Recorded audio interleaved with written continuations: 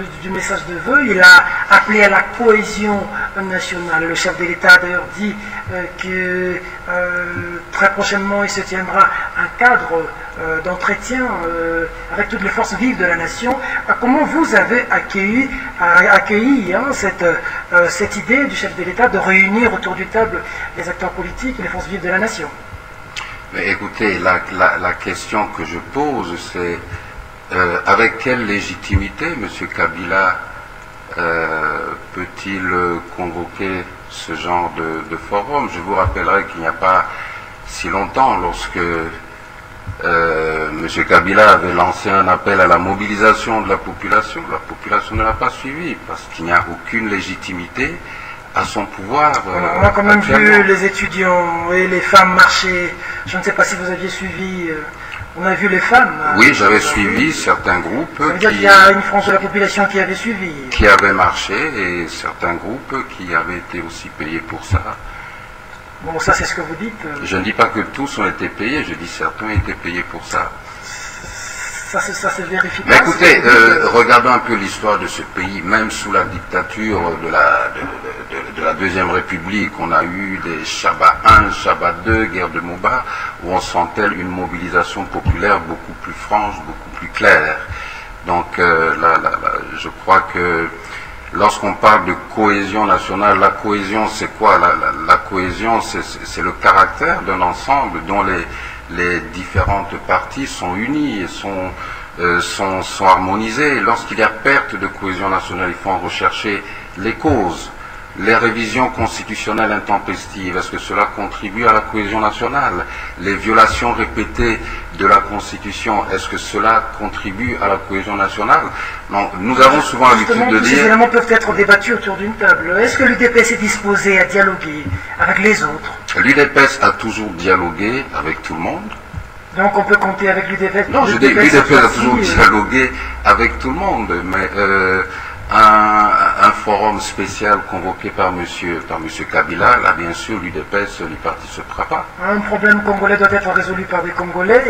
Les Congolais... Vous vivez à l'étranger, ou vous comptez à la mainmise de Congolais pour résorber les crises des Congolais? Je pense que les Congolais sont assez mûrs, ils connaissent très bien les responsables de cette situation, ils connaissent très bien à qui eux-mêmes ont souffert, et dans leur chair, et dans leur morale, de la manière dont le hold-up électoral s'est effectué, dégradant encore plus le manque de cohésion nationale. Et je crois que les Congolais sont à même à apporter leur grande contribution à la résolution de ce problème.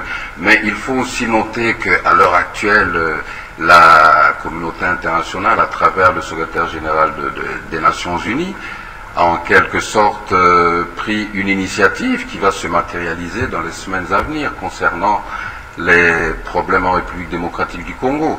Et j'aime souvent rappeler ce qu'a dit un parlementaire européen, que l'Occident aime le Congo, mais l'Occident n'aime pas les Congolais. D'accord. Alors, il y a aussi l'UDPS qui avait réagi, l'UDPS parlementaire cette fois-là, en balayant d'un revers de main cet appel de l'opposition. Alors, il y a quand même cet imbroglio entre l'UDPS parlementaire, l'UDPS extra-parlementaire. Comment vous avez réagi?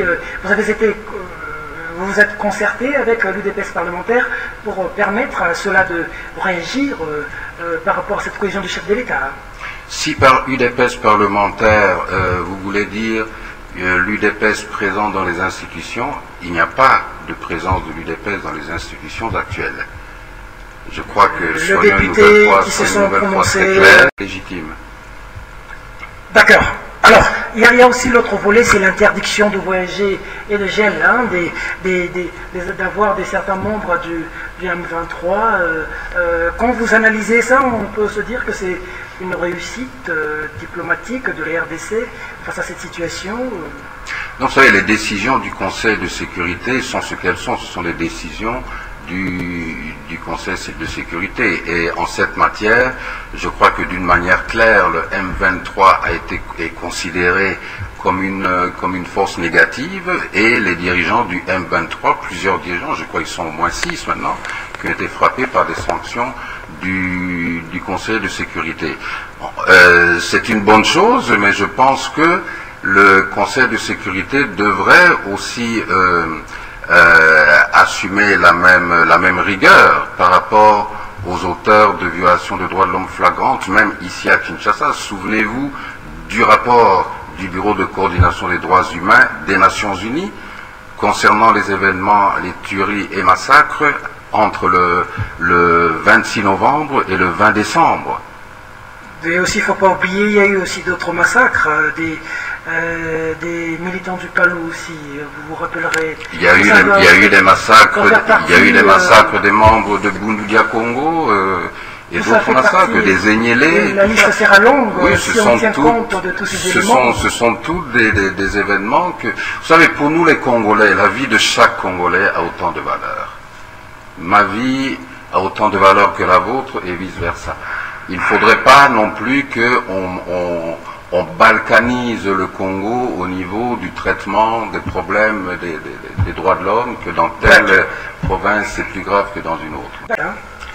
Ben, écoutez, vous savez, le monde entier est en période de crise. Il est tout à fait normal que on ait à fêter un peu de la méditation, mais ce que je trouve scandaleux, c'est le cynique d'un pouvoir, le cynique d'une dictature qui, d'un côté, vous avez cette population qui croupit dans la misère et qui n'a pas l'occasion de fêter, et d'un autre côté, le 28 décembre passé, la société ENRC a payé, s'est résolu à payer à la société de la famille de M. Gettler 500 millions de dollars qui appartiennent au peuple congolais. Monsieur Albert Mouleka, merci d'être venu. Merci à vous et meilleurs vœux à tous les téléspectateurs de